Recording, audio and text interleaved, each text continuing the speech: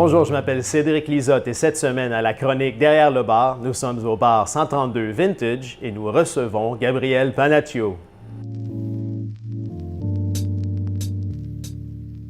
Gabrielle, bienvenue à Derrière le bar. Merci, merci. Très contente d'être derrière un bar. On va parler du lab en général. Donc, c'est devenu quand même une grande entreprise depuis l'ouverture du bar à cocktails sur le plateau. Est-ce que tu peux me parler tout simplement de ce que c'est le bar depuis le début et ce que c'est devenu?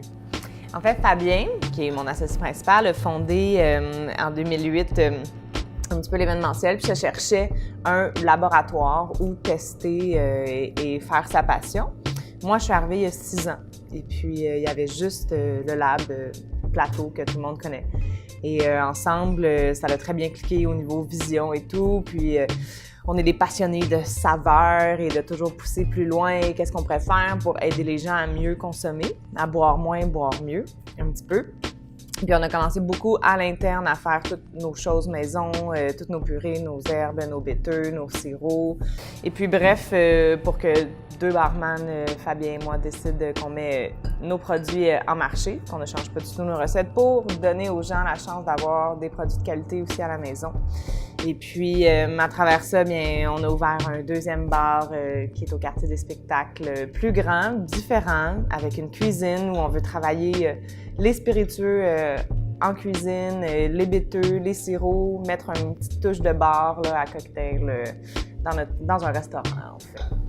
Donc, on a le bar à cocktail, on a l'endroit qui est un peu plus grand dans le quartier des spectacles et on a évidemment les produits. La raison pourquoi je voulais parler des produits, c'est parce que à la maison, les gens veulent de plus en plus faire de la mixologie.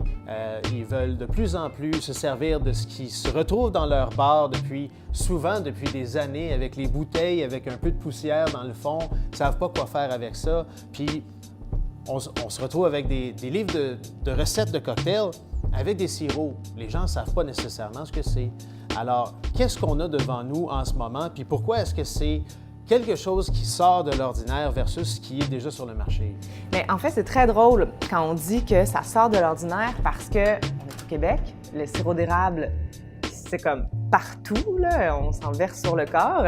Et puis, les sirops, c'est un petit peu la même chose, c'est juste que c'est d'autres saveurs et c'est à base de canne à sucre. C'est sûr que le premier truc que je vais donner aux gens, autant au niveau de leur bar et de leur bouteille de spiritueux, et autant que les sirops, c'est de goûter. Parce que quand tu goûtes pas, bien c'est sûr que, tu sais, de goûter juste à sec, même si c'est sucré, puis d'essayer d'imaginer avec quoi ça pourrait aller, puis de mettre vraiment la saveur en avant. Tu sais, un sirop de gingembre, si on pense juste gingembre, avec quoi ça va? Bon, ben gingembre, c'est sûr, bon, fruits mars, ça va bien, tout ce qui est les herbes, basilic, menthe, le gingembre, ça va bien. On peut aller mettre ça aussi avec plein de fruits. Bon, le saké, c'est asiatique, bien sûr. Fait que déjà, si on met juste la saveur, qu'on enlève le mot sirop, ça met un petit peu plus la compréhension des choses simples. Oui. Alors, ici, à un instant, c'est un amer. C'est un amer lime tonic, c'est bien ça? Oui. Donc, c'est pas du concentré de tonic. Non. C'est un amer lime tonic. C'est ça, Oui. Je sais qu'aussi dans vos produits, vous avez votre propre sirop de tonic qu'on peut utiliser pour faire notre propre gin tonic avec de l'eau pétillante. Sauf que ici, on a un amer. Puis je voulais me montrer quelque chose en particulier avec le bitter aujourd'hui. Qu'est-ce que tu veux nous faire? Bien, je vais aller quand même classique, qui est un de mes cocktails favoris aussi. En fait, je voulais vraiment y aller dans le martini. Alors, anciennement, le martini gin, parce que le martini vodka était beaucoup publicité par James Bond, n'était pas nécessairement un classique avant.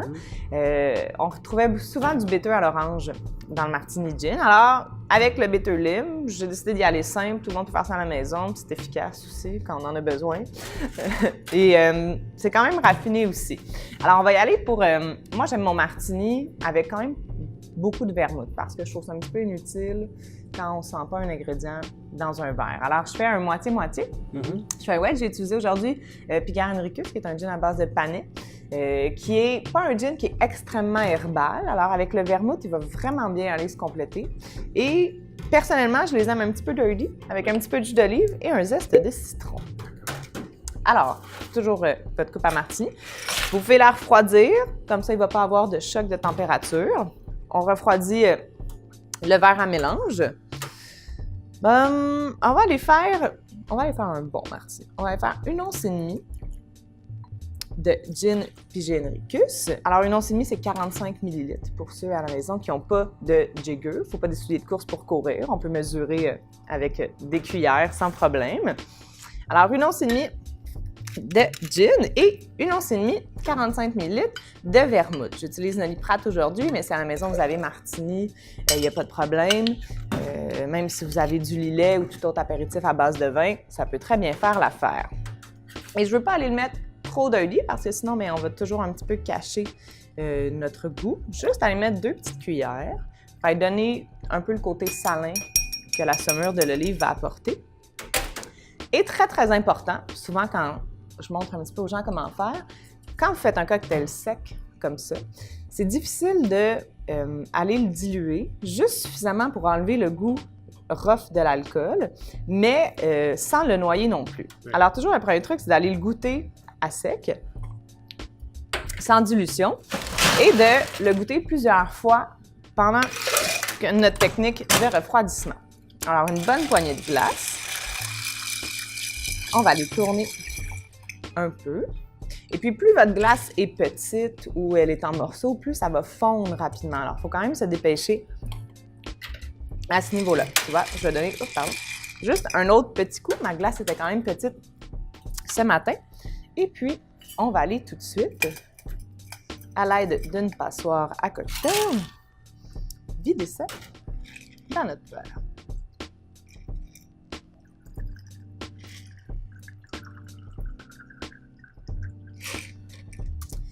Je vais rajouter un petit peu de bitter sur le dessus. Étant donné qu'il est à 46 %, il va flotter un petit peu. On va avoir un peu plus au nez que si je l'aurais intégré. Après, on peut l'intégrer aussi directement, s'il n'y a pas de problème, mais c'est juste une technique un peu différente. Aussi, si jamais vous avez des sprays à la maison, ça peut être plus fun de faire comme un peu un parfum de bitter sur son verre. Et on va aller terminer avec un petit zeste de citron. Je ne veux pas trop aller l'exprimer sur le dessus, je vais aller beaucoup aussi sur le côté, parce que là, on se touche beaucoup le visage dans la vie. Alors, écoutez, on va avoir toujours un peu l'odeur de citron, qui est quand même agréable, autour de nous. On peut aller mettre une olive en décoration. Aussi, toujours, c'est très important d'être vraiment professionnel, de goûter avant de le servir à ses invités. Très important. Alors, à mon goût à moi, c'est un très bon martini. C'est vrai. Merci. Ça me fait plaisir.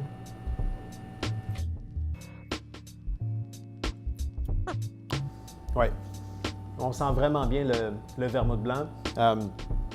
Puis évidemment, le tonic vient rehausser tout ce qui est à l'intérieur. Le jus de lime, c'est pas quelque chose qu'on met habituellement dans un martini. Ici, on n'a pas du jus de lime, on a comme un parfum de lime et de citron qui vient rehausser le tout. Ça fait toute la différence. Gabrielle, merci beaucoup. Ça m'a fait très plaisir. Alors, de te faire découvrir nos produits, puis on pourra se revoir autour d'un martini. Bonne idée.